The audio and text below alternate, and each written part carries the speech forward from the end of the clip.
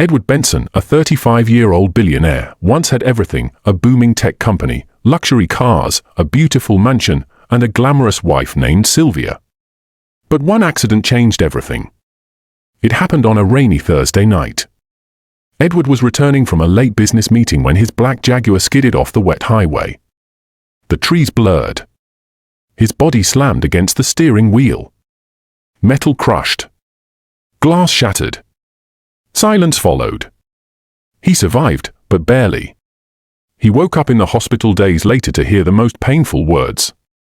"You're paralyzed from the waist down." His world collapsed. Sylvia cried at first. She sat by his bed for 2 weeks, posting sad photos and get well soon captions online. But soon, the tears dried up, and something in her heart did too. At home, Edward noticed the change.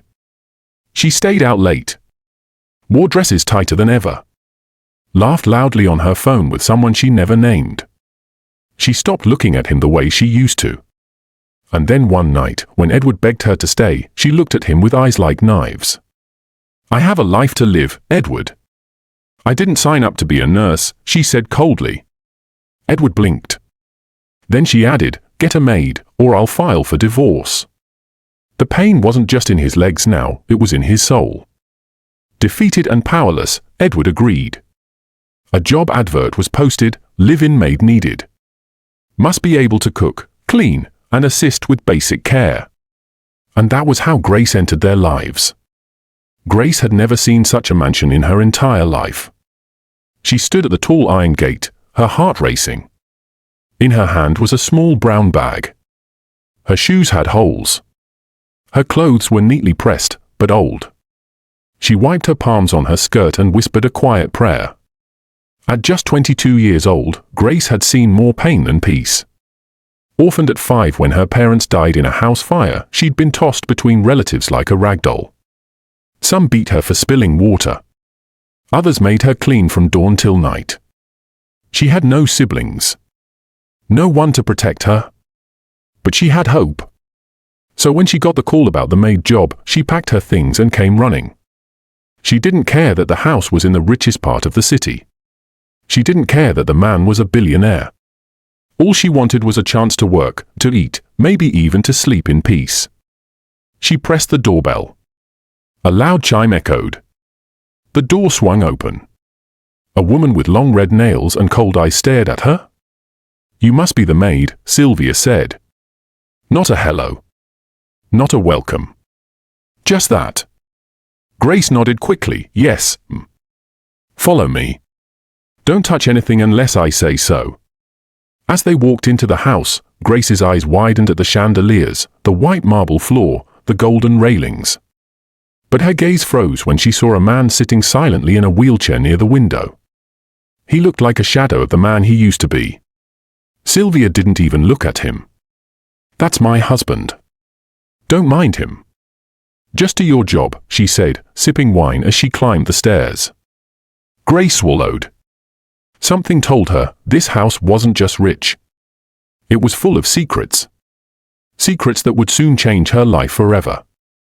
Grace woke up on her first morning in the Benson mansion to the sound of glass shattering. She jumped. It was coming from downstairs. She rushed out of the small servant's room they had given her and tiptoed toward the living room. There, standing in the middle of the large space with her arms folded, was Sylvia. Edward sat in his wheelchair near the window. His face was calm, but his eyes were tired. A broken kind of tired. Not just from his body, but from something deeper.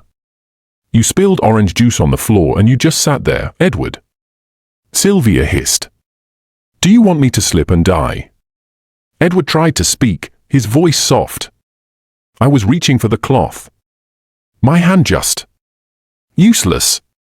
Sylvia spat, throwing the broken glass into a bin harshly. "You're just sitting there like a lump of meat. Pathetic." Grace stood frozen behind the wall. She covered her mouth. The way Sylvia spoke, it didn't sound like a wife talking to her husband. It sounded like someone shouting at a burden. Edward didn't respond. He simply looked down at his lap. Sylvia turned, and her eyes met Grace's. What are you standing there for? Do you like eavesdropping? Grace stepped out timidly. No. I heard the noise, Anne. Then clean it up. Sylvia snapped, throwing a wet towel at her feet. This is what you're paid for. I don't want my husband dying from embarrassment every time someone visits. Make this place shine. Grace knelt quickly, wiping the floor. As she did, she glanced up at Edward. He looked at her and smiled weakly.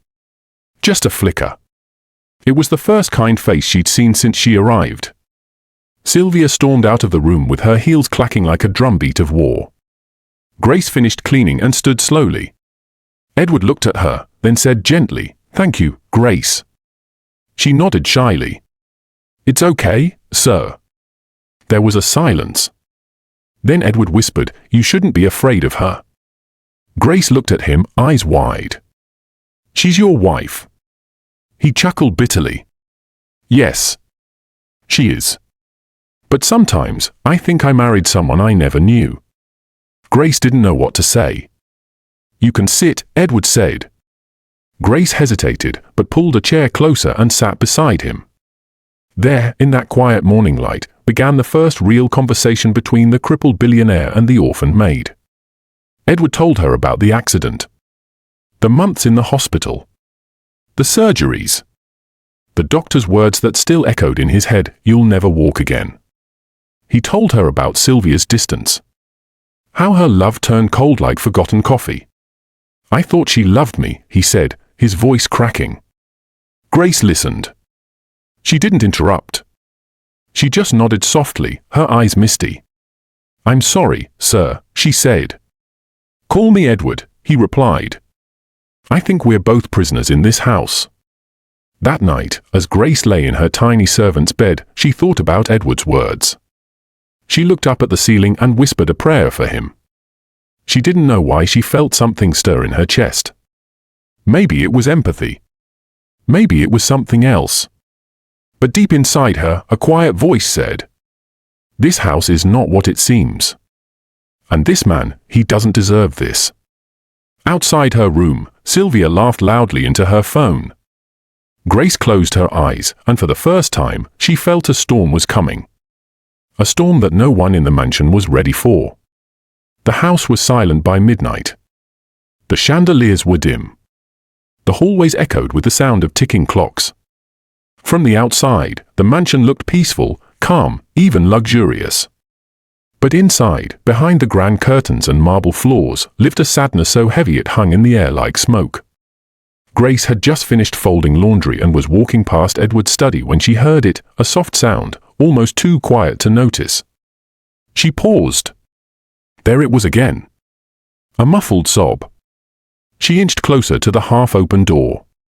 The room was dark except for the glow of Edward's desk lamp. He sat alone in his wheelchair, his back to the door. His head was lowered, and his shoulders trembled. Edward Benson was crying. Not the loud kind of crying. Not the kind that begged for attention. It was the kind you do when no one's watching. The kind that breaks you silently from the inside. Grace's hand flew to her chest. Her heart ached. She didn't know whether to walk away or go in. Suddenly, Edward's voice broke through the silence. "You can come in, Grace." She gasped slightly. "I am sorry. I didn't mean to intrude." "You didn't." His voice was tired. "You were just the first person who actually stopped." Grace walked in slowly and sat across from him. He wiped his face quickly, trying to appear strong. But she could still see the red in his eyes. He looked at her, then down at his legs, covered in a blanket. "You ever feel like life took a knife and just cut your future in half?" Grace nodded. "Many times, sir." "Edward," he corrected softly. She hesitated, then whispered, "Edward." He looked away, toward the window. "Before the accident, I was somebody. People wanted to hear me talk. My ideas built companies. Sylvia used to kiss my forehead every morning and say I was her king." His lips trembled. "Now, I'm just the statue in my own house." Grace's voice was gentle. You're still someone, Edward. The accident didn't take that from you. He smiled bitterly. Tell that to Sylvia. There was silence again. Then he asked, do you know what she told me yesterday? She said I was lucky to still have her because no other woman would stay with a broken man. Grace clenched her fists under the table. Edward continued, and she said it in front of a delivery guy. As if I was just a piece of furniture. Grace felt anger bubble in her chest, but she kept her voice calm. Some people only love when it's easy. When it benefits them. Edward looked at her. There was a pause. Then he asked softly, why are you so kind, Grace? Her eyes dropped. Because I know what pain feels like. And I know how much it hurts when no one helps. They sat in silence for a while, just breathing. The walls that kept them apart began to crumble, brick by brick. Then suddenly, a loud laugh echoed from upstairs. Sylvia's voice. Followed by a man's voice. Not Edward's. Grace's eyes widened. Edward didn't move. He stared at the ceiling, his face unreadable. She thinks I don't know, he whispered. Grace's heart pounded. Know what? That she has a man. That she brings him here when she thinks I'm asleep. That she laughs like a teenager in heat when she's drunk on wine and fake love. Grace couldn't breathe for a second. He turned to her, ice cold now. She thinks I can't fight back. That I'm still broken. But she has no idea what I've been building. Grace leaned forward. What do you mean? Edward looked her dead in the eyes. I'm not done yet, Grace. She took my legs, but she's about to see that I still have a spine. And with that, he wheeled himself to the corner of the study and opened a secret drawer in his desk. Grace watched as he pulled out a slim laptop with glowing symbols on it. Tomorrow, I'll show you something. But tonight, he looked at the door, where Sylvia's laughter still echoed faintly. Tonight, we let her laugh. Because soon, she won't be. Grace nodded slowly, a mix of fear and admiration in her eyes. As the clock ticked closer to 1 a.m., two things became clear in that quiet study. Edward was no longer just a broken man. And Grace? She was no longer just the maid. The next morning, Grace woke up early. But even before she could stretch or brush her teeth, she heard high heels clicking down the hallway. Sylvia. Sharp as a knife. Dressed in a red silk robe, lips painted thick and red like fresh blood. She was talking loudly on the phone, laughing as if nothing in the world could ever touch her. Of course, baby, Sylvia purred. He's still in bed like always. Poor thing doesn't even ask where I go anymore. I told you, Edward is no threat. He's a decoration now. Grace froze where she stood behind the laundry room door. Her heart raced. Tonight. Sylvia continued. No, don't come here tonight. The maid is too nosy these days. Let's meet at the Mirage instead, penthouse suite, just like last time. Then she giggled. Bring the champagne. And wear that cologne I like. Not the one your wife hates. She ended the call with a kiss into the speaker and turned abruptly. Grace quickly ducked out of sight. Her heart pounded.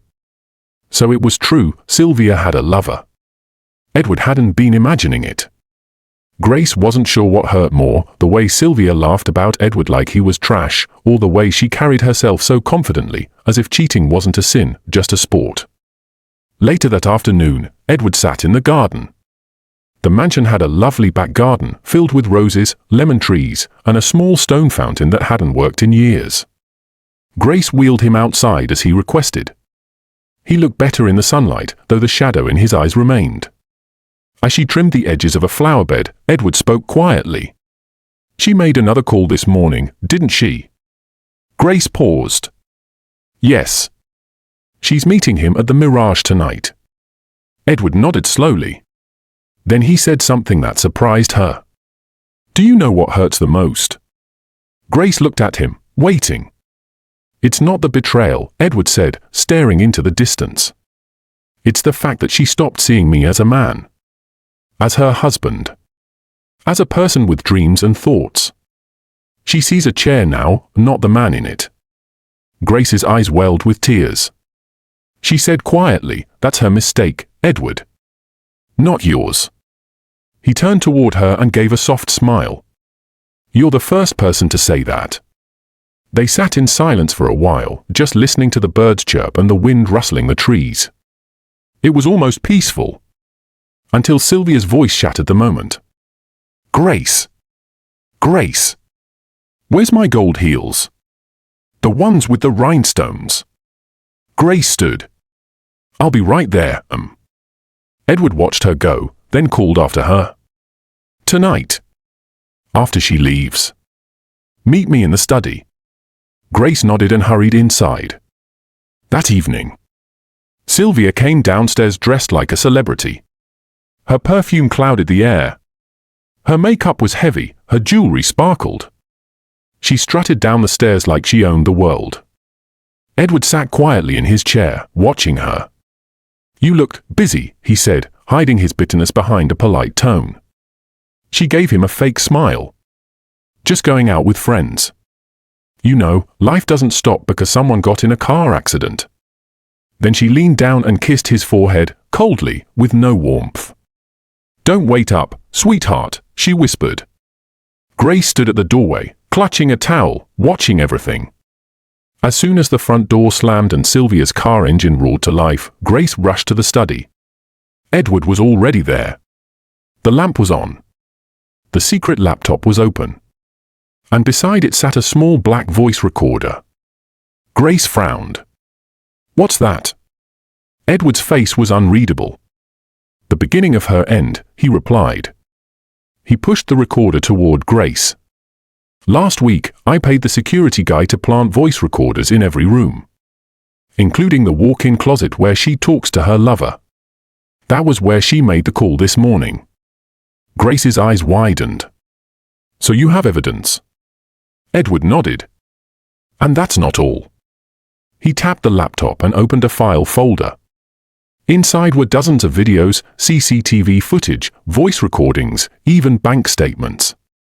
"She's been using my money to fund her boyfriend's fake company," he said calmly.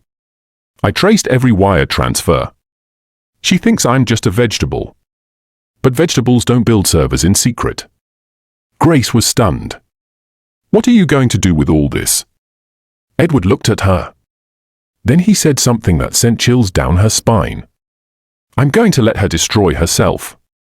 All I have to do is wait." That night, as Grace returned to her room, she felt something shift in the air. Something bigger than revenge. A war had quietly begun inside the Benson mansion. And Grace, the maid once treated like dirt, now found herself standing next to a general, Edward, the man everyone thought was crippled. But they forgot one thing. A wounded lion doesn't stay silent forever. The city lights flickered like stars scattered across a steel jungle. Expensive cars zoomed past, honking with pride, and tall buildings reached for the heavens. In the heart of that city, inside a mansion that wore silence like a crown, Edward Benson sat quietly in his study, eyes fixed on the screen in front of him. He wasn't alone. Grace stood behind him, her hands tightly clasped together. She had just brought him tea, but neither of them touched it. Instead, they stared at a video playing on the screen, a hidden camera footage from Sylvia's dressing room. On the screen, Sylvia leaned against her closet wall, phone pressed to her ear, laughing like a schoolgirl. "Edward thinks I'm at a girls' dinner again," she said. "He doesn't ask questions anymore. Honestly, he's more useful broken.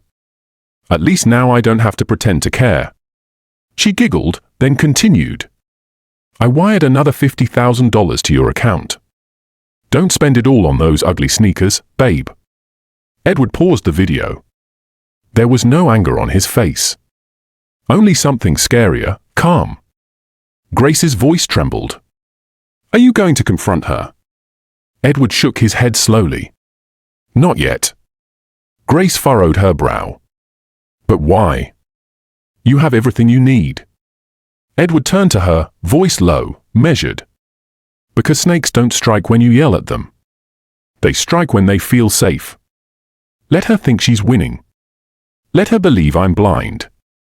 Then, when she finally opens her mouth wide enough, he mimicked a snap with his fingers. We catch her with her own fangs. Grace swallowed hard. She had never seen such strategy in pain before. Edward wasn't just a man in a wheelchair, he was a lion pretending to sleep. That night, Sylvia didn't return home until 2 a.m. Her heels clicked against the marble floor like bullets in the hallway. Grace, who had been pretending to mop the entrance, watched her stumble in, reeking of alcohol and cheap cologne. Sylvia didn't say a word to Grace. Just sneered and staggered up the stairs. But what she didn't know was this: her every step was now being watched. The next morning, Grace stood by the kitchen counter, pouring fresh juice when she overheard Sylvia's voice echoing from the living room. She was on the phone again. "No, I told you, he's not going to find out. He doesn't even check the bank apps anymore. His brain is too busy crying for pity," she said mockingly. "And that little maid? Please." She's too scared to say a word. Grace's grip tightened around the glass pitcher. Too scared? No. Not anymore. Not since she saw the fire return to Edward's eyes. Later that afternoon, Edward asked Grace to help him into the van. He hadn't left the house in months. She was surprised. "Where are we going?" she asked. He smiled faintly. "To meet an old friend. A lawyer." As the van pulled out of the gates, Grace saw Sylvia watching from the balcony. She wore sunglasses and held a champagne glass in hand. She didn't wave. She didn't even ask where Edward was going. And that was her mistake. 2 hours later, in a quiet, upscale law firm office in the city, Edward and Grace sat across from a tall man with graying hair and a sharp voice. "I've gone through the evidence, Edward," the lawyer said. "What your wife has done is not just immoral, it's illegal. Money laundering. Fraud. Theft. Even adultery matters in civil court at your wealth level." Edward nodded calmly. "What do you suggest?" The lawyer leaned forward. "We don't rush. We build the case so strong she won't even see it coming. We'll lock everything down, freezing accounts, updating your will, restructuring your company shares. And when we drop it on her, it'll be like thunder." Grace watched the two men with awe. This wasn't revenge. It was justice, slow, patient, and smart. Back at the mansion, Sylvia stood in the living room texting furiously when the door opened. Edward was back. She glanced up. "Oh, you went out?" she asked, barely hiding her surprise. Edward smiled. "Yes. Just getting some fresh air." She walked over and kissed him on the cheek lazily. "I'm glad you're getting better. Maybe soon you'll start using your brain again." Edward laughed softly, but behind his smile, there was a storm. Grace stood in the corner, watching everything. For the first time, she no longer saw Edward as weak. She saw him as a hunter. And Sylvia? She had no idea that the trap had already been set. That night, while Sylvia slept beside her phone, dreaming of secret lovers and stolen dollars, Edward sat alone in the study again. He opened a folder titled Final Act. Inside it were contracts, statements, video files, and a divorce petition with her name already printed on it. He pressed save on the last file and leaned back in his chair. "She wanted to laugh while I cried," he whispered to himself. Let's see if she can still laugh when the curtains fall. The sun rose over the city with a fiery glow, casting golden light across the skyline. Birds chirped over the buzzing traffic as people rushed to jobs and businesses, unaware that in one corner of the city, war had silently begun inside a mansion wrapped in luxury. Grace opened the curtains in Edward's room. The light flooded in, revealing his calm but unreadable expression. She had noticed something different about him since their visit to the lawyer, his voice steadier, his eyes sharper. He had gone from a broken man to a silent storm. "Is it today?" Grace asked softly, offering him a warm towel. Edward didn't reply. Instead, he nodded slowly. Today, the first strike would land.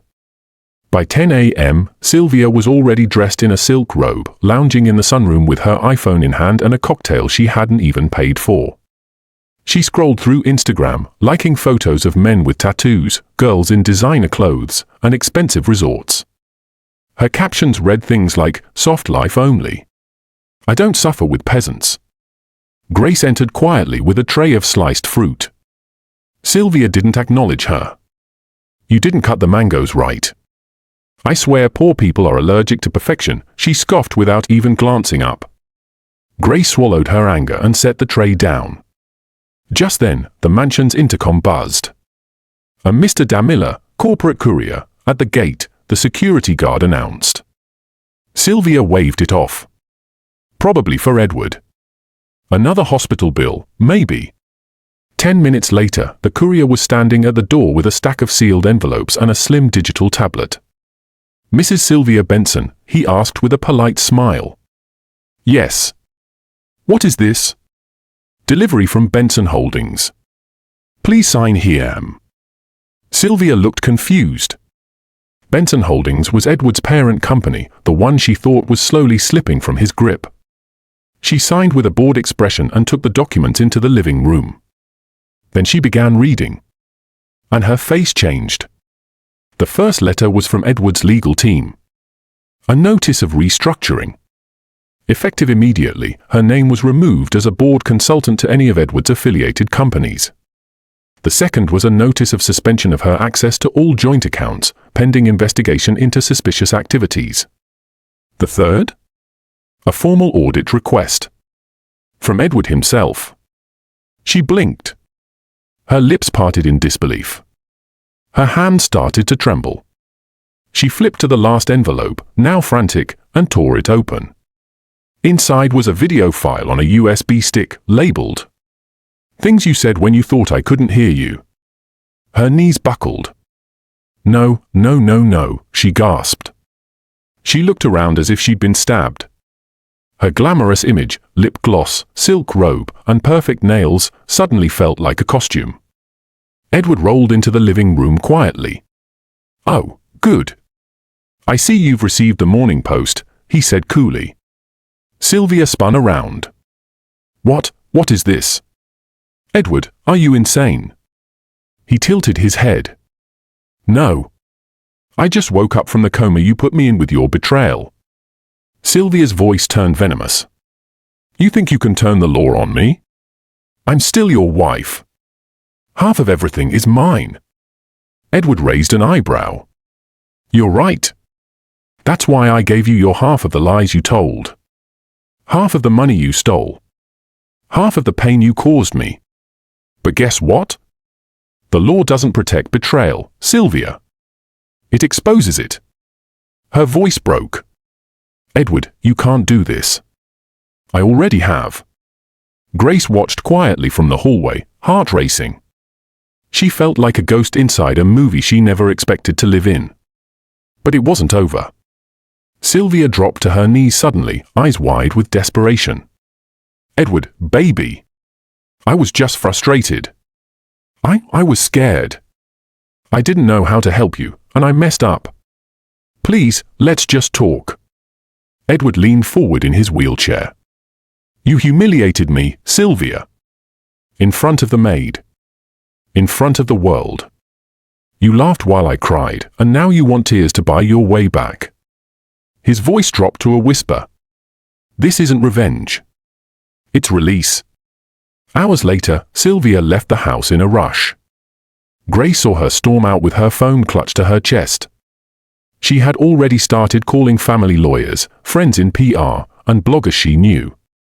"I have to get ahead of this," Sylvia muttered as she drove off in one of the cars Edward hadn't yet repossessed. But what she didn't realize was Edward already owned the narrative. In the same hour, anonymous tips were sent to key investors and media contacts, containing excerpts of the video files, financial fraud documents, and a detailed letter about Sylvia's misuse of company funds. Back at the mansion.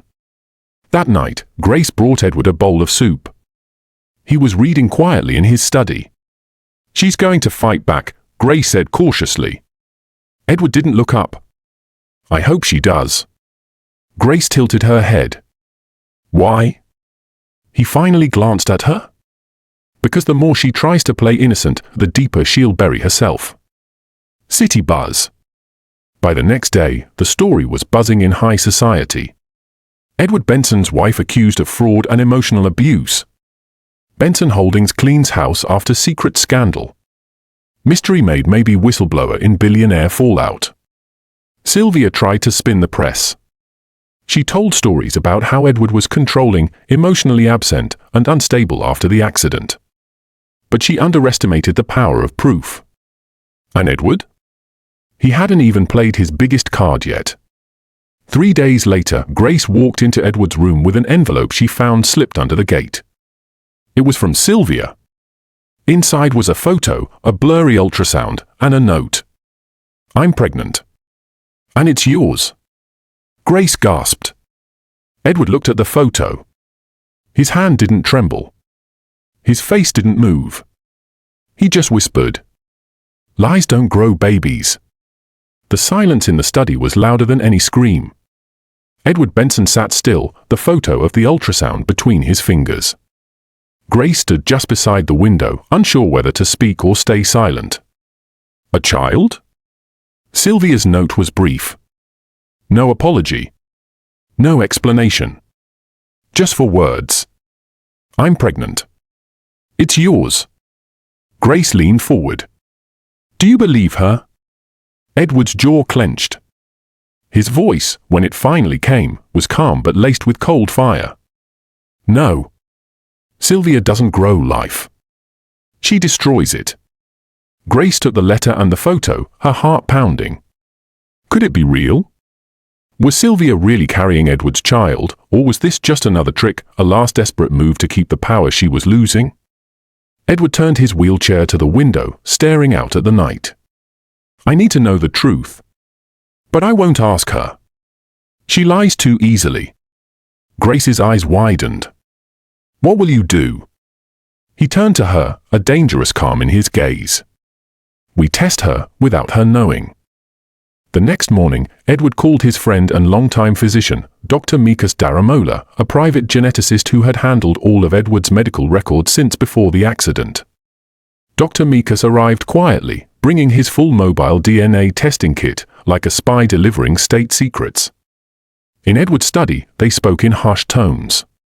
"She sent a scan, no appointment date, no clinic name," Edward said, sliding over the photo. "I want to know if there's a fetus at all. And if there is, I want proof it's mine." Dr. Mikas nodded slowly. "We'll need a sample from her. Hair, toothbrush, used lipstick, something with DNA." Edward looked at Grace. "Can you do it?" Mission, find the truth. That night, Grace waited. She knew Sylvia would return, not just because she lived there, but because she needed to watch her own drama unfold. That was Sylvia, too arrogant to run, too bold to hide. At 10:47 p.m., Sylvia burst in wearing oversized sunglasses and heels too high for a tired woman. Her phone was to her ear. "No, I told you I'm handling it. He won't be able to deny it once I take this public. Don't worry, I've got proof." Grace stood by the staircase, pretending to wipe the railing. Sylvia stopped talking when she saw her. "What are you looking at, church rat?" she snapped. "Go mop the kitchen or pray or whatever you do when you're not stealing glances at people's husbands." Grace lowered her head. But she noticed something. A smear of lipstick on Sylvia's half-drunk wine glass. A thick strand of jet black hair stuck to her coat collar. Grace waited until Sylvia went upstairs, then quietly collected both. By the next morning, Grace handed the items to Dr. Mikas. He nodded, promising results within 48 hours. Edward waited, calm on the outside, but inside, the past 3 years of his life were unraveling. If Sylvia was lying, then she had reached new depths. But if she was telling the truth, it would change everything. Meanwhile, in the shadows, Sylvia wasn't sitting idle. Her lawyers were pushing back. Her publicist had already booked her on a local podcast to tell her side of the story. Rumors were swirling in the city tabloids. Crippled tech tycoon dumps wife while she's pregnant. Inside Edward Benson's fall from grace. Is the maid more than just a helper? Sylvia had been painting herself as the victim, the once loyal wife who stood by a broken man until he lost his soul. What she didn't expect was what came next. 2 days later, Dr. Meekers returned. He didn't smile. Didn't greet. Just handed Edward a brown envelope marked confidential. Grace stood nearby, wringing her hands. Edward opened it, scanned it, and closed it again. A pause. Then he handed it to Grace. She gasped. She's not even pregnant. Edward nodded slowly. There's no pregnancy. The hormone levels in her trash samples were from a supplement, HCG pills. Used to fake positive tests. She never went to a hospital. She never even intended to. Grace's voice shook. So it was all a lie. Edward's face was stone. No. It was a test. And she failed it. That evening, Edward called Sylvia into the lounge. She arrived in a gold dress, overly made up, trying to look like she hadn't just been exposed as a fraud. You called me, she said sweetly, fake concern in her voice. I've been meaning to talk to you about the baby. Edward raised a hand. There is no baby. Sylvia froze. Excuse me. You're not pregnant. You're not even close. You faked the ultrasound, took pills to boost false hormone results, and lied. Again. Sylvia opened her mouth, but nothing came out. Grace entered behind Edward and dropped the envelope on the coffee table. Test results, Grace said quietly. Sylvia's facade shattered. Her voice turned high and shaky. So what if I lied? You left me no choice. You were taking everything from me. I had to fight back. Edward looked her in the eye. And this is how you fight? With lies and pills? You played a game, Sylvia. But you forgot something. She narrowed her eyes. What? He leaned forward, and for the first time in months, his voice wasn't broken. I don't lose. Later that night, as Grace helped Edward back into bed, the house was eerily quiet. The lights dimmed, and for a brief moment, it felt peaceful. Until a loud bang echoed from outside. Grace rushed to the balcony. One of Edward's cars was on fire. Flames climbed into the sky as Sylvia's scream rang through the air. If I can't have this life, no one will. The flames swallowed the night like a beast freed from its cage. Grace stood frozen on the balcony, her hand clutching the iron railing, eyes wide as fire devoured Edward's prized black Maybach in the driveway. The sky glowed orange. Smoke curled upward like a wicked curse. Behind her, Edward wheeled himself forward slowly. His face was pale, but his voice was calm. Which car is that? Grace turned toward him, panic shaking her words. The Maybach, sir. The one you said you were going to donate to the orphanage next month. Edward exhaled slowly. Sylvia knew that too. Screams in the night. Below, the guards were rushing.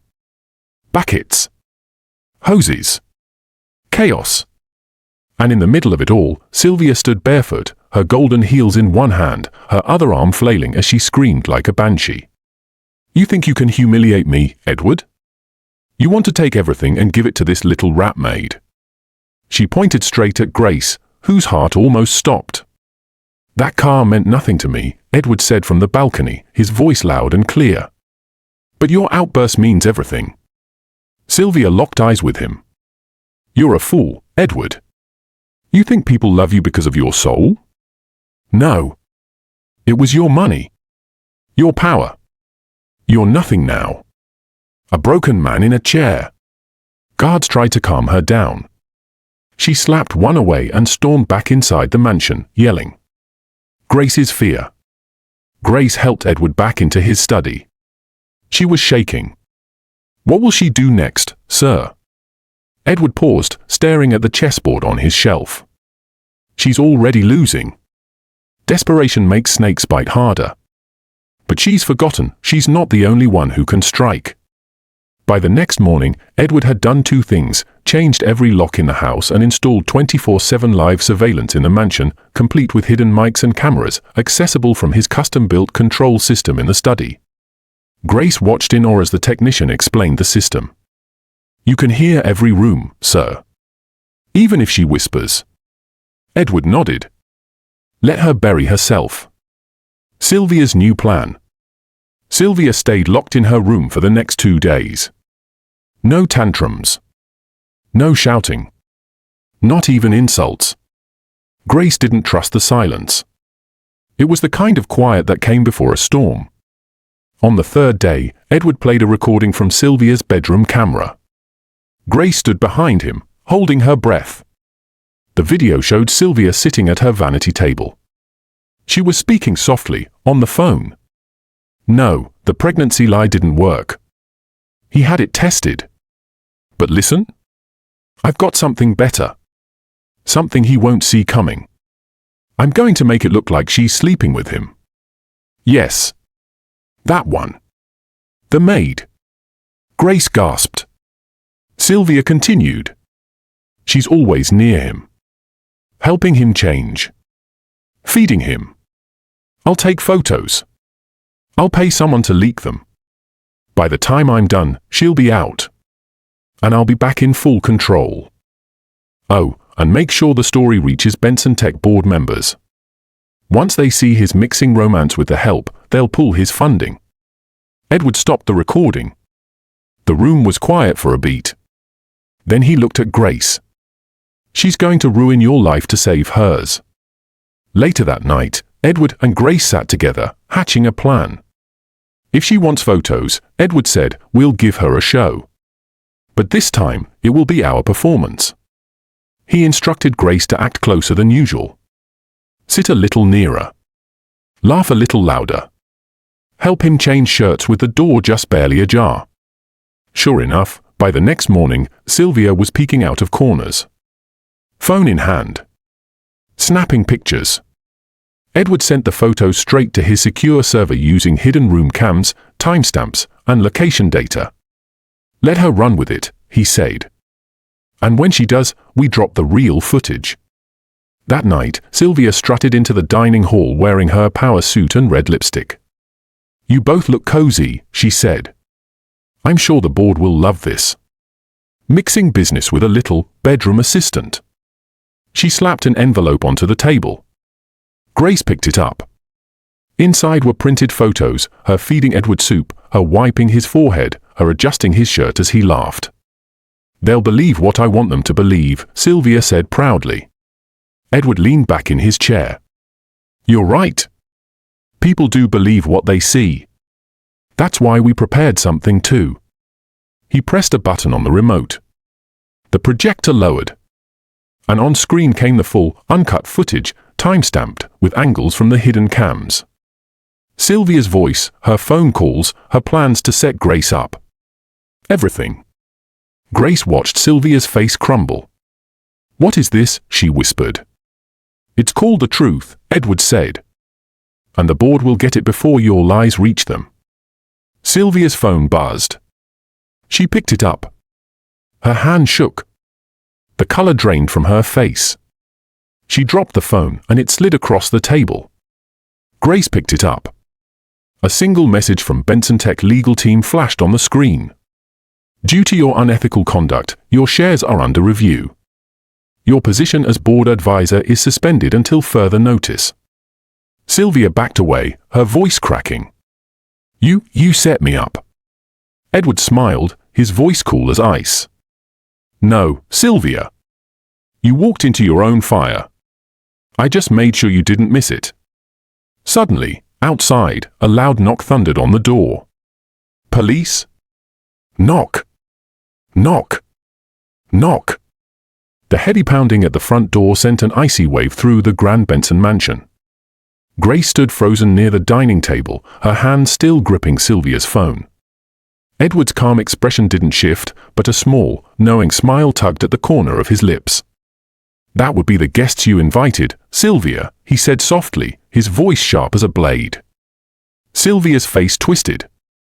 Panic surged through her. You called the police on me? No, Edward replied smoothly. I simply gave them access to my security footage, your footage. They called themselves. The truth arrives at the door. The butler opened the door, revealing 2 uniformed police officers and a woman in a dark suit, Detective Margaret Io, known throughout the city for her no-nonsense investigations. Mr. Edward Benson, she said as she stepped inside. That's me, Edward replied.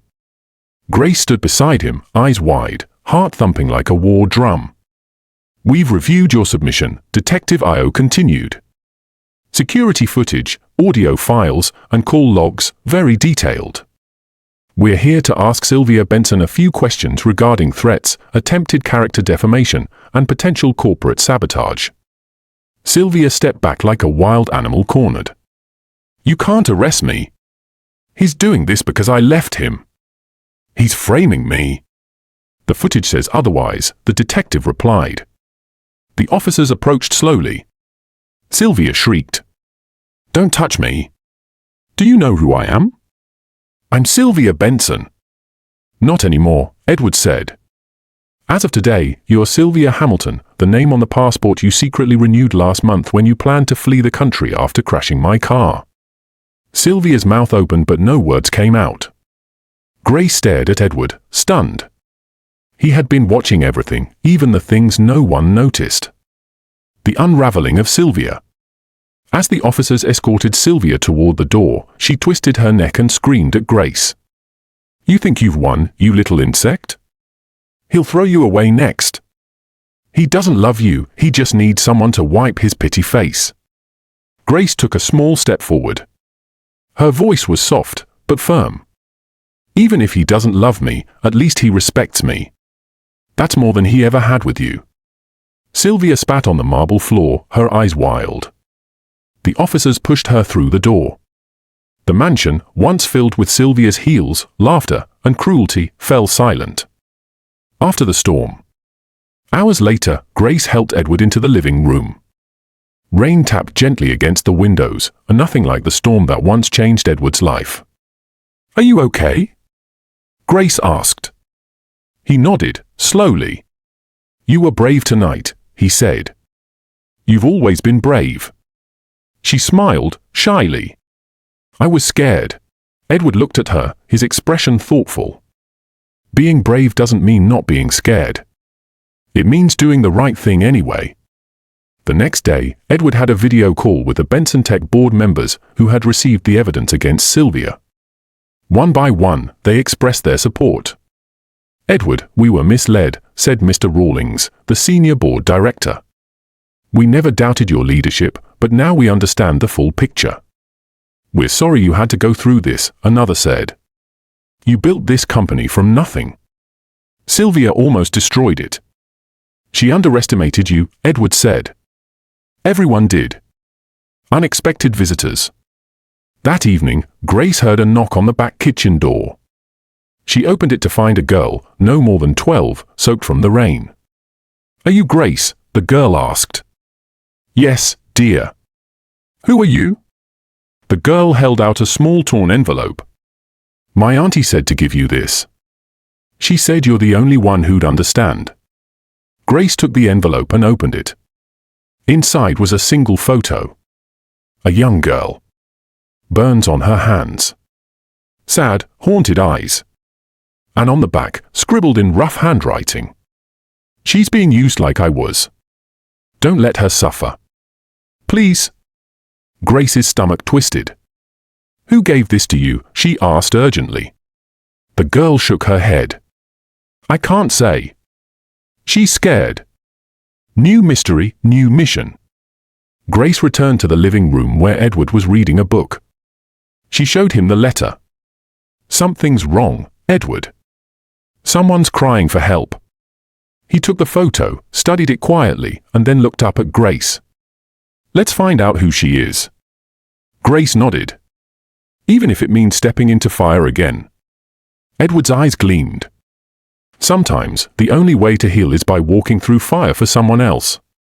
In a dark alley far across the city, Sylvia sat in the back seat of a black car. Her hands were free now. A tall man in a dark coat leaned against the door, smoking. Asterisk asterisk, did you get it? She asked. The man nodded. The girl. The orphan. I know where she is. And trust me, Grace won't be able to save her. Sylvia smiled. Good. Then let's begin round 2. The rain had stopped, but the air remained heavy, like something was about to break. Grace sat in her small attic room in the Benson mansion, holding the old photograph close to her chest. She had barely slept. The face of the girl in the picture wouldn't leave her mind. She looked too familiar. The sadness in her eyes. The thin frame. The same haunted look Grace had seen in the mirror during her own childhood. The words on the back of the photo echoed in her ears. She's being used like I was. Don't let her suffer. Who was this girl? Who sent the message? And what did Sylvia have to do with it?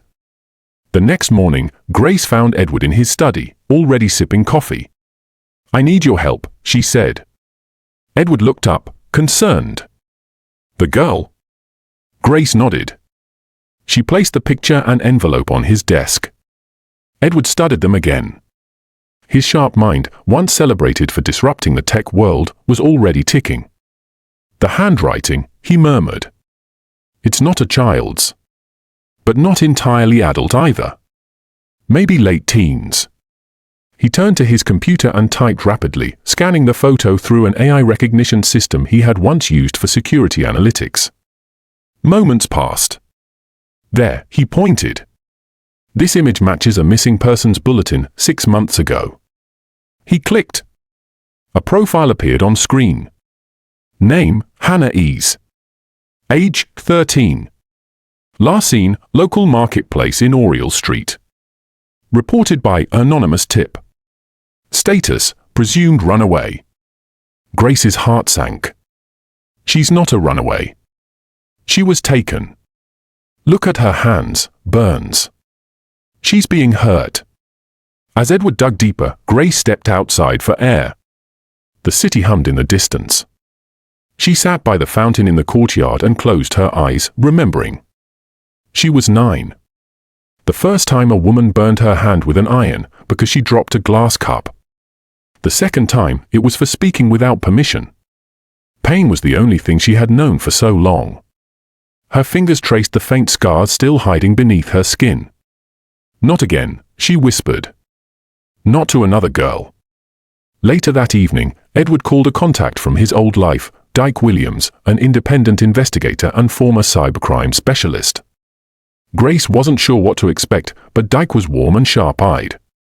If someone's moving children, there's a trail, he said, spreading out printouts and maps on Edward's desk.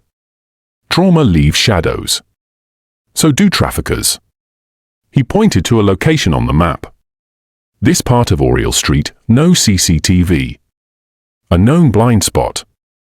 Perfect for snatching someone. Grace's face hardened. Let's go there. Edward blinked. Now. Yes. If someone left me that message, they trusted me to act. Not tomorrow. Not next week. Now. Oriel Street at midnight. They drove through the city in Edward's modified black SUV. Though Edward couldn't walk, he had control panels built into the seat. He could navigate better than most able drivers. Oriel Street was quieter than expected. No police. No cameras. Just old, broken buildings and streetlights that flickered like dying fireflies. They parked near a dilapidated alleyway where a flickering neon sign read, Maman Jadika's Herbs and Soaps. Inside, the shop was empty. Or so they thought. Until an old woman emerged from the back, wrapped in layers of faded wrappers, her eyes sharp like broken glass. You shouldn't be here, she said flatly. Grace stepped forward. I'm looking for someone. A girl. Hannah. The woman's expression shifted. Who told you that name? Grace hesitated. She was like me. Burned. Hurt. She needs help. The woman's jaw clenched. Then, after a pause, she turned away and gestured them to follow. They stepped into a dark hallway. The smell of herbs and dust thickened. And then they heard it. A soft cry. Muffled. Behind a wooden door, someone whimpered. The woman pulled out a key. I've hidden her for 2 weeks. She escaped from them. Barely. Her hands are still healing. But I'm scared they'll come for her. Grace's heart pounded. Who is they? The woman looked at her and said one name. Sylvia. The broken chain. They entered the room. There, curled up on a mattress, was the girl from the photo. Bandaged hands. Tear-streaked cheeks. But alive. Hannah. Grace whispered. The girl looked up, startled, afraid. Then her face changed. Recognition. You're Grace. Tears welled up in Grace's eyes. You know me. Hannah nodded. My auntie, she told me about you. That you escaped, that you were brave. The room fell silent. Grace walked over and held her hand. You're safe now. But Dyke's voice cut through the moment. No. She's not. Not yet. He held up his phone. A new alert had just hit the city's underground network. A bounty. 1 million Nigerian nairas for information on Hannah's location. Someone's already looking for her, he said. Grace's heart turned to stone. Sylvia had money. She had connections. And now she had a motive. This isn't over, Grace said. It's just the beginning. Meanwhile, in a candlelit room on the edge of town, Sylvia sat with a phone pressed to her ear. I want them both. The girl and the maid. Alive, but scared. The voice on the other end responded. Yes, m'm. Just like last time. Sylvia leaned back. Let's see how long Grace's new little fairy tale lasts. This time, I'm the one writing the ending. The sadness in her eyes. The thin frame. The same haunted look Grace had seen in the mirror during her own childhood. The words on the back of the photo echoed in her ears. She's being used like I was. Don't let her suffer. Who was this girl? Who sent the message? And what did Sylvia have to do with it? The next morning, Grace found Edward in his study, already sipping coffee. I need your help, she said. Edward looked up, concerned. The girl? Grace nodded. She placed the picture and envelope on his desk. Edward studied them again. His sharp mind, once celebrated for disrupting the tech world, was already ticking. The handwriting, he murmured. It's not a child's. But not entirely adult either. Maybe late teens. He turned to his computer and typed rapidly, scanning the photo through an AI recognition system he had once used for security analytics. Moments passed. There, he pointed. This image matches a missing persons bulletin 6 months ago. He clicked. A profile appeared on screen. Name, Hannah Ease. Age, 13.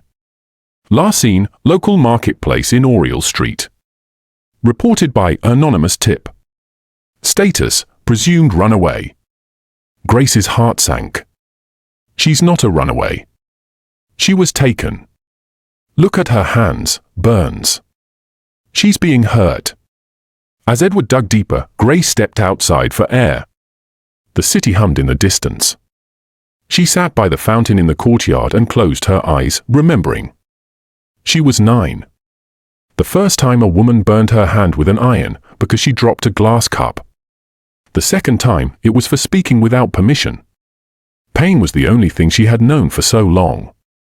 Her fingers traced the faint scars still hiding beneath her skin. Not again, she whispered.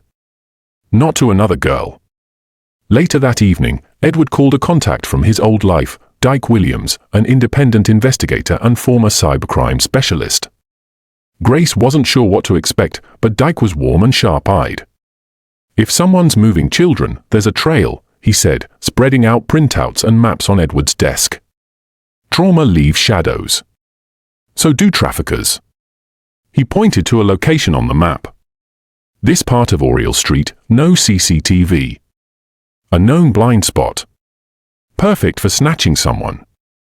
Grace's face hardened. Let's go there. Edward blinked. Now. Yes. If someone left me that message, they trusted me to act. Not tomorrow. Not next week. Now. Oriel Street at midnight. They drove through the city in Edward's modified black SUV. Though Edward couldn't walk, he had control panels built into the seat. He could navigate better than most able drivers. Oriel Street was quieter than expected. No police. No cameras. Just old, broken buildings and streetlights that flickered like dying fireflies. They parked near a dilapidated alleyway where a flickering neon sign read, Maman Jadika's Herbs and Soaps. Inside, the shop was empty. Or so they thought. Until an old woman emerged from the back, wrapped in layers of faded wrappers, her eyes sharp like broken glass. You shouldn't be here, she said flatly. Grace stepped forward. I'm looking for someone. A girl. Hannah. The woman's expression shifted. Who told you that name? Grace hesitated. She was like me. Burned. Hurt. She needs help. The woman's jaw clenched. Then, after a pause, she turned away and gestured them to follow. They stepped into a dark hallway. The smell of herbs and dust thickened. And then they heard it. A soft cry. Muffled.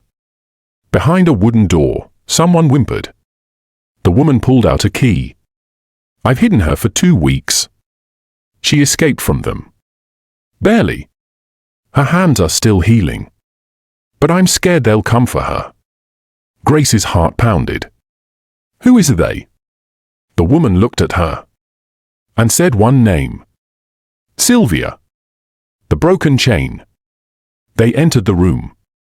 There, curled up on a mattress, was the girl from the photo. Bandaged hands. Tear-streaked cheeks. But alive. Hannah. Grace whispered. The girl looked up, startled, afraid. Then her face changed. Recognition. You're Grace. Tears welled up in Grace's eyes. You know me. Hannah nodded. My auntie, she told me about you. That you escaped, that you were brave. The room fell silent. Grace walked over and held her hand. You're safe now. But Dyke's voice cut through the moment. No. She's not. Not yet. He held up his phone. A new alert had just hit the city's underground network. A bounty. 1 million Nigerian nairas for information on Hannah's location. Someone's already looking for her, he said. Grace's heart turned to stone. Sylvia had money. She had connections. And now she had a motive. This isn't over, Grace said. It's just the beginning. Meanwhile, in a candlelit room on the edge of town, Sylvia sat with a phone pressed to her ear. I want them both. The girl and the maid. Alive, but scared. The voice on the other end responded. Yes, m'm. Just like last time. Sylvia leaned back. Let's see how long Grace's new little fairy tale lasts. This time, I'm the one writing the ending. The rain had returned, drumming on the windows of the Benson mansion like a dark warning. Edward sat silently in his wheelchair, staring out into the night. His mind raced, but his body refused to obey. Grace stood beside him, the weight of the night's discovery pressing heavy on her chest. Hannah was safer now, but the danger was closing in fast. We can't keep her here, Grace whispered. Sylvia won't stop until she finds her. Edward nodded slowly. We need a plan. A trap. But it must be flawless. Sylvia's ruthless. The city of Oriel was beautiful by day, gleaming skyscrapers, bustling markets, and vibrant streets alive with music and color. But beneath its surface, a maze of tunnels and forgotten passages threaded like veins under the pavement. Edward had once helped design parts of the city's underground network for security purposes. Now, he hoped those same tunnels could become a refuge and a snare. "We'll use the old subway tunnels," Edward said, pointing to a detailed map spread across the table. "Sylvia's people won't expect us to lead her there." Grace bit her lip. "It's dangerous." "More dangerous to wait," Edward replied. Over the next few days, Grace and Edward worked tirelessly. Grace visited Hannah every morning, teaching her to trust again, to find strength in her own voice. Slowly, the girl's fear began to melt away, replaced by a cautious hope. Edward coordinated with Dyke, who gathered intel on Sylvia's movements. One evening, the team set cameras and sensors deep in the subway tunnels, laying traps that could capture anyone trying to follow. Sylvia's fury. Sylvia's anger grew with each passing day. She prowled the mansion in heels, clicking like a storm, yelling at her lawyers and private guards to find that maid and bring her and the brat to me. But no one had answers. Grace and Hannah had vanished from sight. Frustrated, Sylvia sent out a chilling warning to the city's underworld. "Whoever brings me Grace and that girl alive gets double. Fail, and you'll disappear like the last fool." One rainy night, Edward's phone buzzed. A message appeared on screen. "Come alone if you want to save her." Midnight. The old station beneath Oriel Plaza. It was Sylvia. Grace gasped. Edward's voice was steady but cold. "It's a trap." Grace's heart pounded. "But what choice do we have?" Into the darkness. Midnight came like a shadow. Edward's wheelchair rolled silently through the abandoned subway station, Grace and Dyke flanking him. The station was cracked and dusty, the flickering lights casting eerie shapes on the walls. A single figure stood at the far end, Sylvia, dressed in black, her smile sharp as a blade. "Welcome, Edward," she said, voice dripping poison. "I see you've brought friends." Edward steadied his gaze. "Release Hannah, Sylvia. End this madness." Sylvia laughed coldly. "I don't have her." "But I know you do." Grace stepped forward, voice steady. "This ends tonight, Sylvia." Sylvia's eyes flicked to Dyke, then to Edward. "You think you can outsmart me in my city? You're fools." Suddenly, shadows shifted in the tunnel behind her. Guards emerged, blocking the exits. Grace's heart sank. But then, a sudden explosion echoed in the tunnel entrance, smoke filled the air. Chaos erupted. Someone shouted, "Get them out!" Now! In the confusion, Grace grabbed Edward's hand. "Hold on," she whispered. "We're not done yet." Sylvia's scream was the last thing they heard as they vanished into the dark. Smoke curled thick and choking through the cracked walls of the old subway station beneath Oriel Plaza. Edward's eyes stung as he coughed, gripping Grace's hand tighter. The chaos Sylvia had unleashed was a brutal symphony of shouts, scrambling footsteps, and flashing torches in the deep shadows. "This way!" Grace urged, her voice barely audible over the clamor. She maneuvered Edward's wheelchair carefully over the broken tiles, the wheels clattering sharply against the uneven floor. Behind them, the angry voices of Sylvia's guards grew louder, boots pounding closer. The maze below the city. The abandoned tunnels beneath the city were a labyrinth, long-forgotten passageways and collapsed corridors twisted and turned beneath Oriel's glittering skyline. Grace's knowledge of these tunnels was limited, but Edward's past work gave them an edge. He pulled from memory a faded schematic of the underground network, imagining the safest path to the hidden exit several blocks away. "We have to keep moving." "Sylvia won't give up," Edward wheezed, his voice strained but determined. Grace nodded, forcing herself to focus despite the panic rising in her chest. Hannah's secret ally. Suddenly, a faint noise came from a nearby passageway, a soft shuffle, almost like a whisper. Grace froze, her heart pounding. From the darkness, a small figure emerged, Hannah. Her eyes were wide, cheeks flushed with cold and fear. "I had to come," Hannah whispered urgently. "I couldn't stay hiding anymore." Edward smiled weakly, the sight of Hannah igniting a flicker of hope. Grace reached out and pulled the girl into a protective hug. The group pressed onward, weaving through the tunnels. But their path was blocked by a collapsed wall. The years of neglect had taken their toll. Edward's shoulders slumped in defeat. There's another way, Grace said, scanning the map in her mind. Through the old maintenance shaft, but it's risky. Edward hesitated, pain flickering in his eyes. Riskier than being caught, he asked quietly. They had no choice. The maintenance shaft was narrow and steep, descending deep into the bowels of the city. The air grew colder, thicker, and the faint hum of distant trains echoed like ghosts. Grace led the way, holding a small flashlight that barely cut through the darkness. Edward was lowered carefully by Dyke and Grace's steady hands, piece by piece, until he was safely down. Hannah clung tightly to Grace's jacket, trembling but brave. Above ground, Sylvia was a storm of rage and desperation. "Find them! Bring me my husband and that girl," she screamed at her guards, pacing in her designer heels. She slammed her fist against the marble counter of her penthouse, vowing to tear down every stone of the city if she had to. But deep down, her fear was growing, the trap had failed, and the prey was slipping away.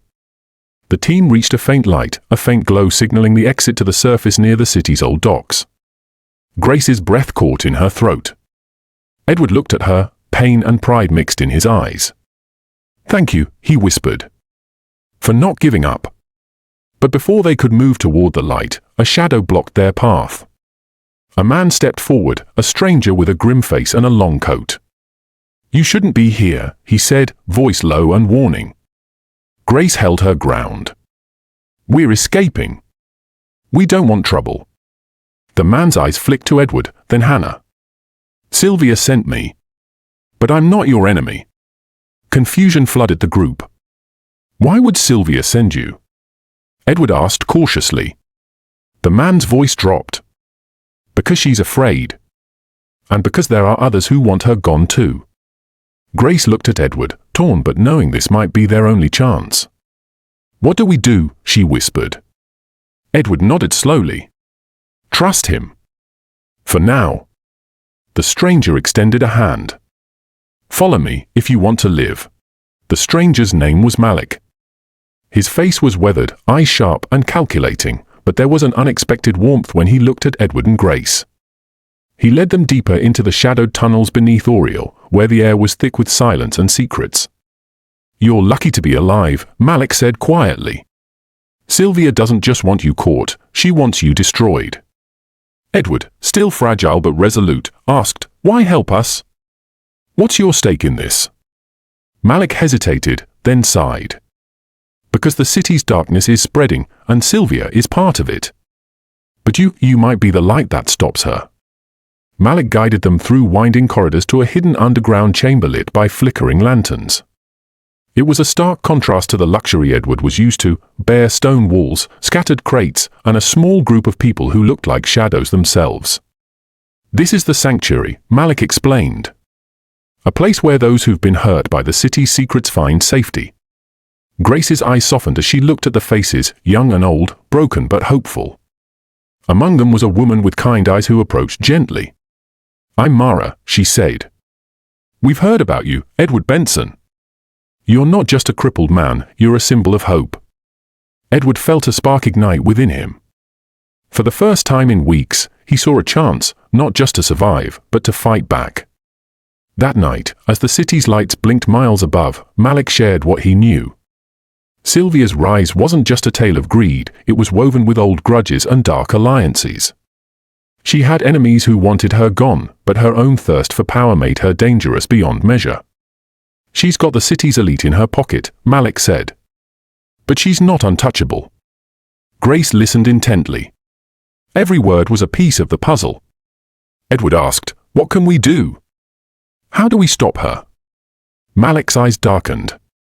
"We expose her. But first, we need proof, something that will break her hold on the city."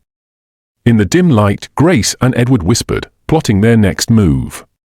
They knew they had to find a way to turn Sylvia's world upside down without getting caught again. Grace's mind raced back to the mansion, the hidden safe, the secret files Sylvia kept locked away. Those documents could be their weapon. "We'll need to get back in," Grace said, determination stealing her voice. Edward nodded. "And this time, we won't be alone." But the sanctuary was not without its shadows. Among the group, distrust lingered, old wounds from betrayals and lost battles. One man, cold and silent, watched Grace with suspicion. "Not everyone here wants Sylvia gone," Mara whispered. "Some have their own secrets. And some might sell us out." Grace felt the sting of fear but also the fire of resolve. "Then we'll have to be smarter," she said softly. "We can't afford mistakes." As dawn crept into the tunnels, Edward closed his eyes, feeling the weight of his body but also the surge of hope. He squeezed Grace's hand. "Thank you," he whispered. "For saving me. For giving me a reason to fight." Grace smiled through tears. "We're in this together. And we'll win." Above ground, Oriel buzzed with life, unaware of the battle brewing beneath its streets. Sylvia's fury simmered, her grip tightening, but the walls of her empire were cracking. The city's darkest secrets were about to be revealed. And in the shadows, a new force was rising. The night air was thick with unease as Grace, Edward, and Malik approached the towering gates of the Benson mansion. The glittering fortress that had once symbolized Edward's empire now felt like a prison of betrayal and deceit. The cold metal gate loomed before them, guarded by two towering men whose eyes flickered suspiciously under the dim street lamps. Edward swallowed hard, the weight of his wheelchair heavy against the stone steps.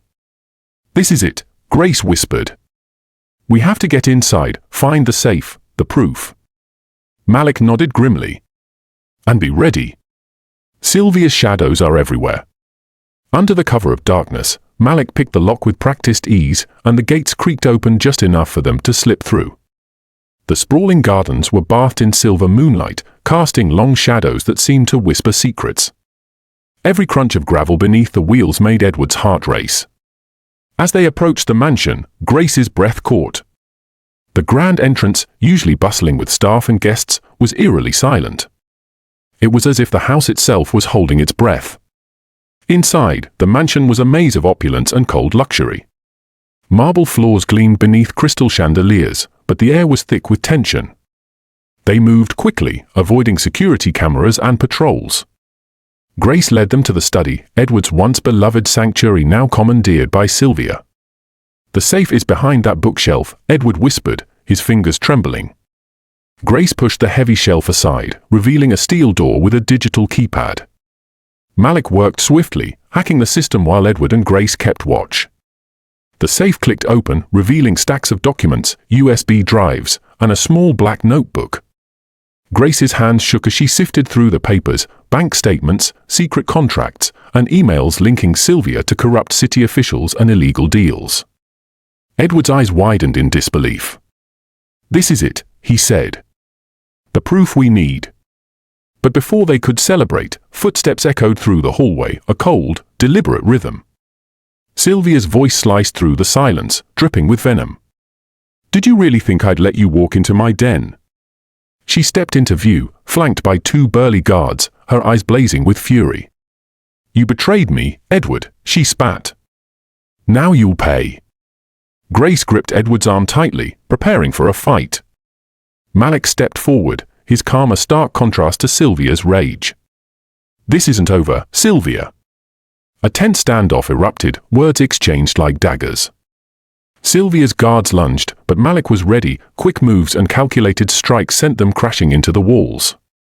Grace pushed Edward to safety as chaos erupted.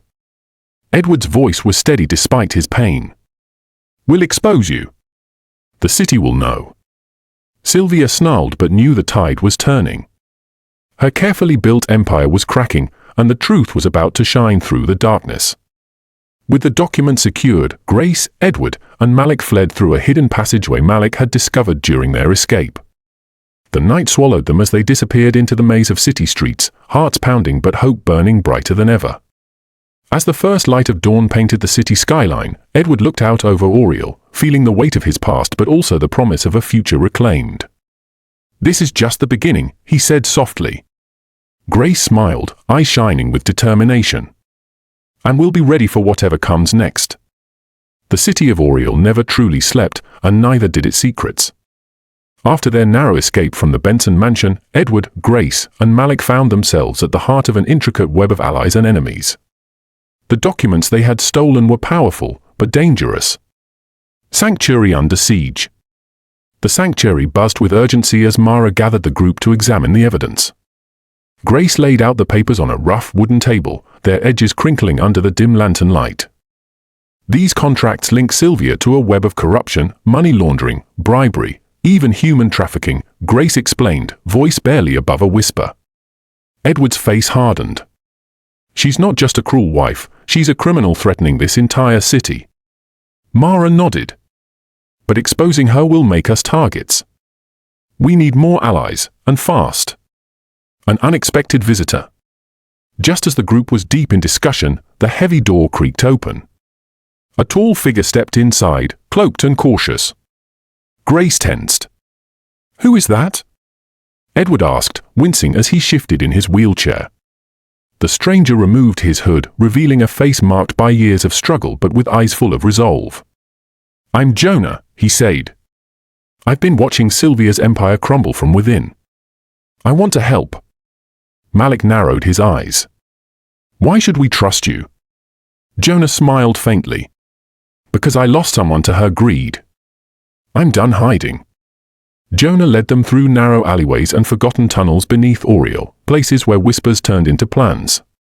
He introduced them to key figures, the journalists, former employees, even a few disillusioned city officials, all willing to stand against Sylvia. Grace marveled at the network forming around them. For a moment, the weight of her past loneliness lifted.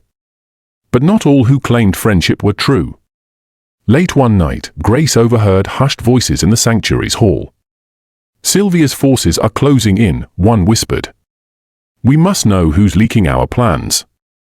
Grace's heart pounded. Could there be a traitor among them? She confided in Mara, who agreed to help uncover the mole. Despite the danger, Edward refused to back down. "I may be confined to this chair, but my mind is free," he said, determination shining through his pain. "Sylvia took my body, but she won't take my spirit." Grace reached out, squeezing his hand. "We're going to win, Edward. For you, for all of us." As the city prepared for the coming battle, Sylvia's wrath grew. Her public image remained flawless, but behind closed doors, her fury was a tempest. She unleashed spies, hired mercenaries, and spread lies to discredit Edward and his new allies. Yet, with every attack, the resistance grew stronger. One evening, as rain battered the city streets, Grace received a call. "We have something big," a journalist whispered urgently. A whistleblower ready to expose Sylvia's darkest secret. Hope flickered like a candle in the storm. Grace looked at Edward and Malik, their faces a mix of exhaustion and fire. "This is our chance," she said. "We must be ready." Outside, Oriel's skyline shimmered, unaware that its fate hung in delicate balance. Inside the sanctuary, a family forged by pain and courage prepared to fight. The line between ally and enemy blurred, but their mission was clear. They would bring the truth to light, even if it meant risking everything. The city lights of Oriel flickered as if mirroring the fragile hope stirring within the sanctuary. After days of relentless planning, tension gripped the air like a heavy fog. The whistleblower's arrival was imminent, and with it, the promise of revelations that could shatter Sylvia's iron grip forever. Grace paced nervously, her heart a steady drum of anticipation and fear. Edward sat quietly, eyes sharp despite the fatigue. A soft knock interrupted the silence. Mara opened the door to reveal a figure cloaked in a heavy coat, face hidden beneath a hood. "You must be careful," the visitor warned in a low, husky voice. "Sylvia's reach is longer than you think." Grace stepped forward. "We're ready. What do you have for us?" The stranger lowered the hood, revealing a middle-aged woman with weary eyes that held stories of pain and courage. "I'm Helena," she said. "I was Sylvia's closest aide for years, until I discovered the truth." Helena's story spilled out like a torrent, how Sylvia had manipulated city officials, silenced opponents, and even orchestrated tragic accidents to protect her empire. "There's one thing Sylvia fears above all," Helena said, her voice trembling. "A ledger, a secret account that documents every bribe, every dirty deal." Edward leaned forward, eyes narrowing. "Where is it?" Helena glanced around nervously. "Hidden in the old Benson factory, just outside the city. Sylvia's most secure vault." The room buzzed with renewed energy. Malik immediately began plotting their next move. If we get that ledger, we hold the ultimate proof. Sylvia's empire will crumble. Grace looked at Edward. But the factory is heavily guarded. It won't be easy. Edward's voice was firm. Nothing worth fighting forever is. As the group mapped out their strategy, a sudden crash shattered the fragile calm. The door burst open and a masked intruder stormed in, brandishing a gun. "Nobody move," the intruder barked. Grace's eyes locked on the intruder, an unmistakable presence. Before anyone could react, the gun dropped to the floor, and Jonah stepped forward, breathless. "It was a setup," he gasped. "Sylvia knows everything. We have a traitor." Shock rippled through the room. "Who?" Mara demanded, voice cold. Jonah's face was grave. "I don't know yet, but we need to find out before it's too late." Grace clenched her fists. The sanctuary they had built was cracking under the weight of lies and danger. Despite the betrayal, Edward's resolve hardened. "Sylvia thinks she can break us," he said, voice steady. "But she only fuels our fire." Grace nodded. "We'll root out the traitor. We'll get the ledger. And we'll end this." That night, as the city's heartbeat slowed, Grace sat beside Edward, the looming raid casting shadows over their fragile hope. "We have to believe in each other," she whispered. Edward smiled faintly. "Together, we're unstoppable." Outside, rain began to fall softly, washing the streets clean but stirring the restless air. Oriel held its breath as the battle for truth and justice edged closer. The night was thick with fog, wrapping the city of Oriel in a cold, damp shroud. At the edge of the industrial district, the old Benson factory loomed like a sleeping giant, silent, imposing, and heavily guarded. Inside it rested the key to exposing Sylvia Benson's dark empire, the secret ledger. Preparing for the impossible. The small team gathered in the shadows near the factory gates. Edward sat in his wheelchair, determination burning in his eyes. Grace checked her small bag one last time. Inside were tools, flash drives, and a few makeshift weapons. Malik crouched beside the iron fence, whispering, "There are at least 10 guards on patrol, plus cameras everywhere. We'll have to be ghosts." Helena, the whistleblower, looked pale but resolute. "I know the layout. There's a hidden entrance through the old boiler room. It's risky but our best chance." Grace nodded. "Let's move before dawn. Sylvia's men might be watching." Infiltrating the shadows. Slipping through the fog, the group moved with precision and silence. The rusted gates groaned softly as Malik pried them open just enough for them to slip inside. Inside, the factory was a labyrinth of decaying machinery and dusty corridors. The air was thick with the scent of oil and rust. "This way," Helena whispered, leading them toward the boiler room. Suddenly, a faint noise echoed, a creak of metal from above. Grace froze, heart pounding.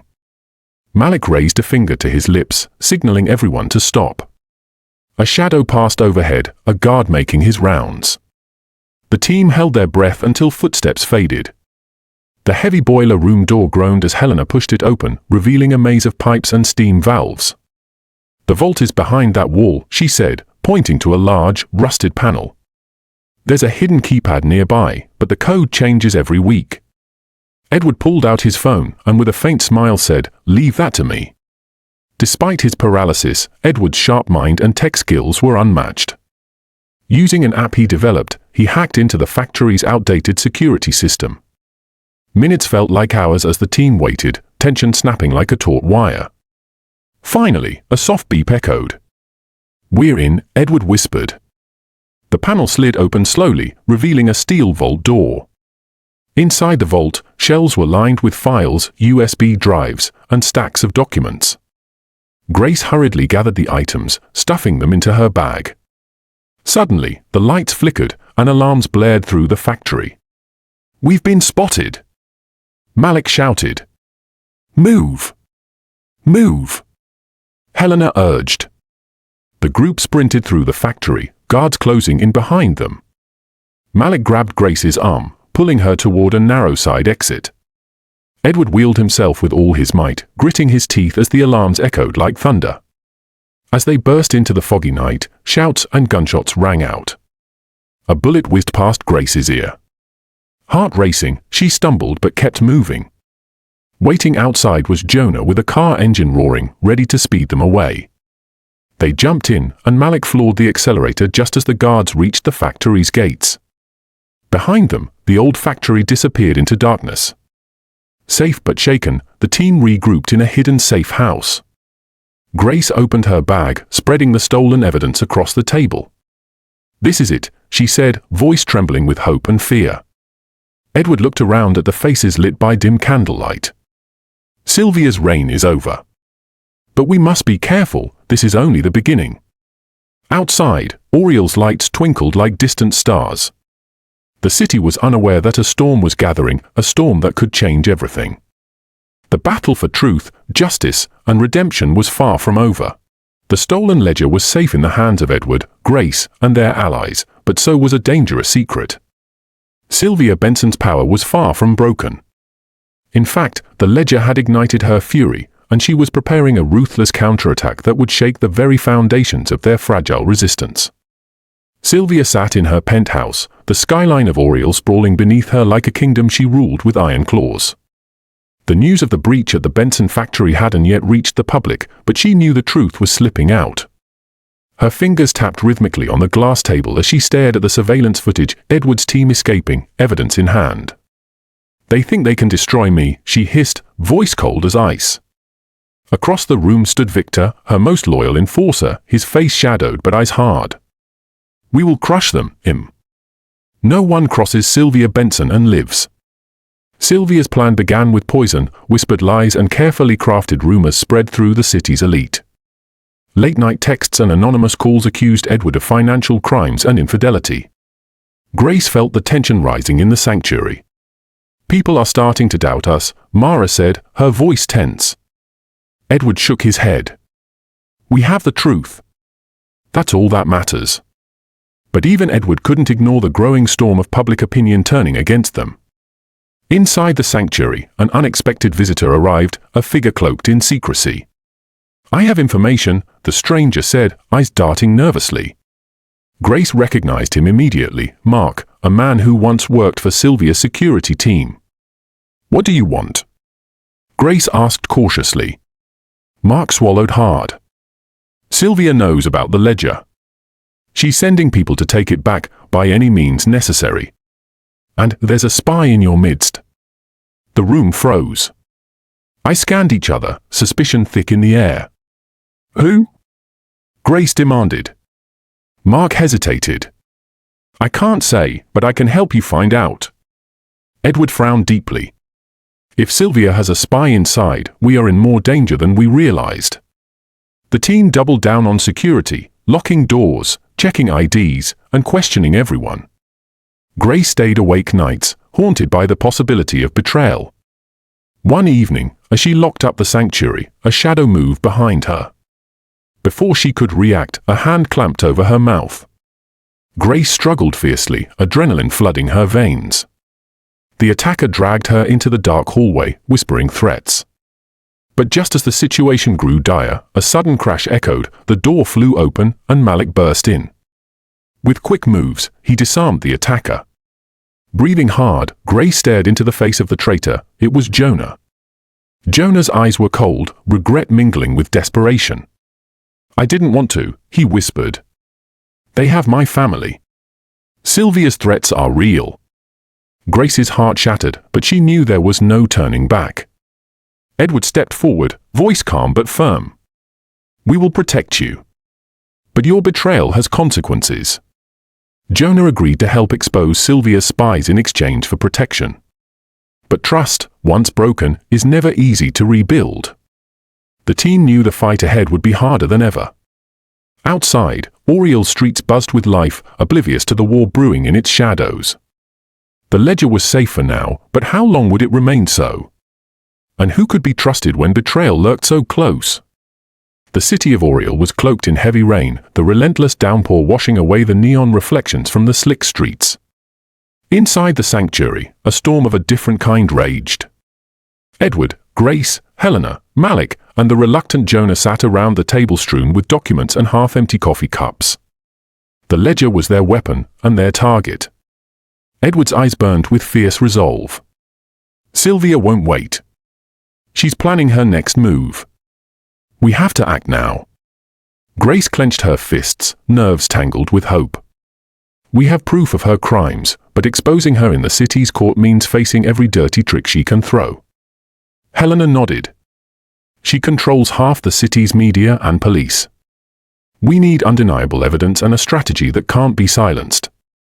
Jonah, still grappling with his betrayal, offered a key insight. Sylvia's next meeting is tomorrow night at the Benson Tower. If we can record what's said there, we'll have what we need. Malik added, but getting in won't be easy. The tower is a fortress. A tense silence fell. Edward's voice cut through. Then we'll make a distraction. Helena and Malik will create a diversion at the docks. Grace and I will infiltrate the tower. Grace's heart pounded. This was dangerous, but it was their last chance. The Benson Tower rose high, its glass facade gleaming through the storm. Inside, Sylvia held court among her allies, her smile icy but triumphant. Edward and Grace slipped in disguised as catering staff. The elevator's slow climb felt endless. Reaching the top floor, they crept through hallways buzzing with security guards and cameras. At the boardroom door, Edward pulled out a small device, a signal jammer to block communications. Inside, Sylvia's voice was sharp, commanding. We've lost control of the ledger. We need to silence those who threaten us. Find the mole and eliminate the threat. Her words sent a chill down Edward's spine. Just then, Grace activated the hidden camera on her phone. Suddenly, alarms blared, the signal jammer was detected. Guards flooded the corridor. Edward's heart sank as the door burst open. Sylvia herself stepped out, eyes blazing. Did you really think I wouldn't be prepared? Edward stood tall despite his paralysis, voice steady. Sylvia, your lies end now. The city will see the truth. Sylvia laughed coldly. You're weak, Edward. Just like the cripple you've become. Grace stepped forward. You underestimated us, Sylvia. That's your mistake. With Malik and Helena's diversion working outside, chaos engulfed the building. Edward and Grace slipped away amid the confusion, evidence secure. Back at the sanctuary, the team gathered, breathless but victorious for now. Edward looked at Grace, eyes filled with gratitude. This is only the beginning. We will rebuild, stronger and wiser. Outside, the storm began to clear, revealing a city waiting for justice, for truth, for hope. The rain had finally stopped, leaving the city of Oriel glistening under the faint morning sun. Yet, inside the sanctuary, the air was thick with tension. Edward sat by the large window overlooking the cityscape, his wheelchair angled so he could watch every car, every pedestrian, every sign of life outside. His mind raced faster than his body could move. The calm before the next storm. The night's daring escape from Benson Tower had been a success, but only just. The evidence was safe, the ledger intact, but Sylvia Benson was not a woman to be underestimated. Edward knew she would retaliate.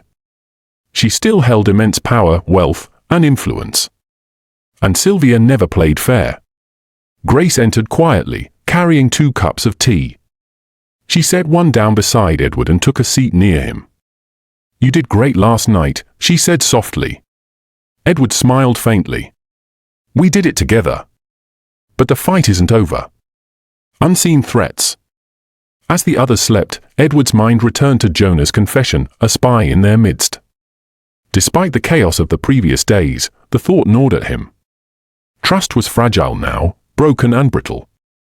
Suddenly, his phone buzzed. A message flashed on the screen, meet me at the old warehouse by midnight. Alone. There's something you need to see. No sender. No name. Into the shadows. Edward hesitated but knew he couldn't ignore the message. He called Grace. I'm going. I need you to be ready. Grace nodded. I'll be nearby. Call if you need me. Hours later, under the cover of darkness, Edward was wheeled silently to the warehouse district, far from the glittering towers and luxury cars. The streets were empty, save for the distant hum of city life. A mysterious ally. Inside the warehouse, a figure stepped from the shadows, a woman with sharp eyes and a determined expression. "Edward Benson," she said, voice steady. "My name is Lila. I'm here to help." Edward studied her carefully. "Why should I trust you?" Lila handed over a small USB drive. "Because I have information Sylvia doesn't want you to have. Evidence of her darkest secrets, secrets that could bring her down for good. The price of truth." Edward inserted the drive into his tablet. Files and videos appeared, proof of illegal dealings, bribes, and worse. But before he could absorb it all, footsteps echoed behind them. Too late, a voice sneered. Sylvia's security team had found them. A desperate escape. Lila grabbed Edward's hand, pulling him toward a hidden exit. Shots rang out, bullets whizzing past. Grace appeared just in time, tackling one attacker. Together, they fled through the maze of abandoned buildings, hearts pounding. The turning tide. Back at the sanctuary, the files on Lila's drive changed everything. The city's media, previously under Sylvia's thumb, could no longer ignore the evidence. But the war was far from over. A glimmer of hope. Edward looked out once more at the city he loved. "We fight not just for ourselves, but for everyone Sylvia has hurt," he said. Grace squeezed his hand. "And we will win."